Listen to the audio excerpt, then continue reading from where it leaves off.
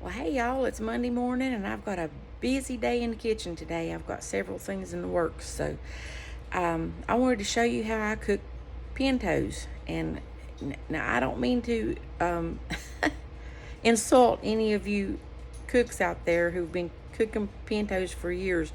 This is just the way I do it to take part of the gas out of it. And it might be something that the younger people don't know. So anyway, I've been soaking my pintos overnight. These were just dry beans. Let me get the camera down here where you can see it. It was just a 1 pound pack of dry beans.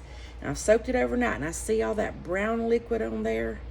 I'm going to pour that off into a colander because that's where a lot of your gas is. So I'm going to rinse those pintos off.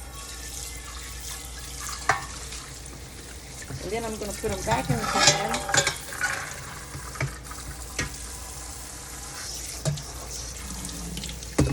And I'm going to let them soak for at least another hour. And then I'm going to pour that liquid off again.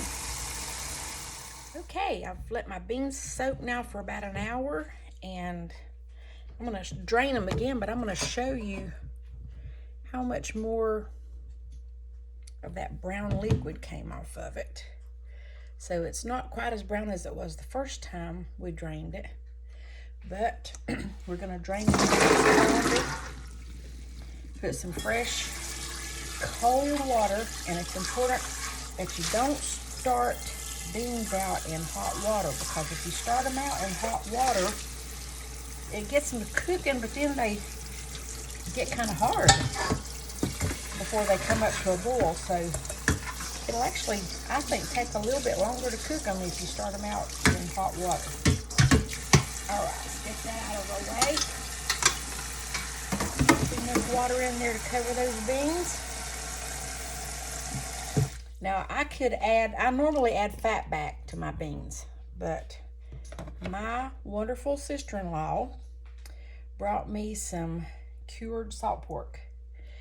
And it has a little bit more lean in it. Now, the difference between salt pork and fatback is salt pork is, and streak lean, that kind of meat, the kinds that have the lean parts in it, that's a cured meat, and it usually comes from the belly of the pig, where fatback is just plain white fat that's found underneath the skin on the back of the pig.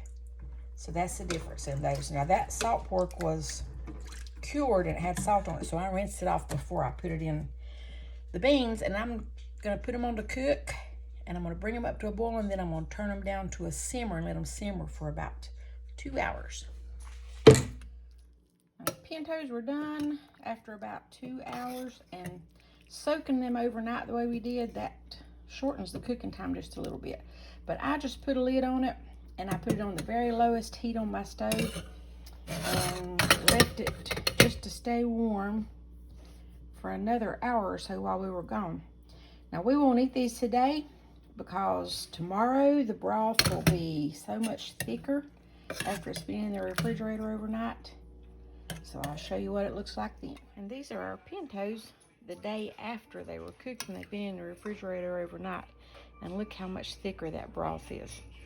That is the way we love them.